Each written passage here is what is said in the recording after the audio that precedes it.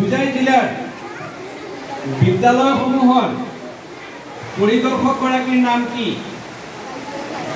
আমাৰ হোজাই জিলাৰ বিদ্যালয়সমূহৰ পৰিদৰ্শকগৰাকীৰ নাম কি?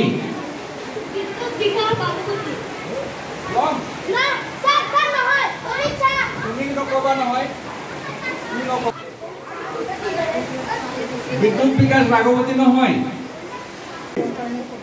আমাৰ সমাজ, আমাৰ স্কুলৰ আশে পাশে, আমাৰ স্কুলৰ পৰিৱেশে সকলোৱে যাতে জানে আৰু আমি সকলোকে মেছেজ দিব বিচাৰিছোঁ, অৰ্থাৎ তেওঁলোকক অৱগত কৰিব বিচাৰি আছোঁ যে আপোনালোকে এইবিলাক যদি কৰি আছে তেনেহ'লে বাদ দিয়ক, আপোনালোকেও শান্তিত বা সুস্থ থাকক আৰু আমিও থাকক আৰু আনকো আমি ভাল হোৱাত, ধপাত ত্যাগ কৰাত, ধপাত বৰ্জন কৰাত আমি সংকল্প সকলোৱে লওঁ।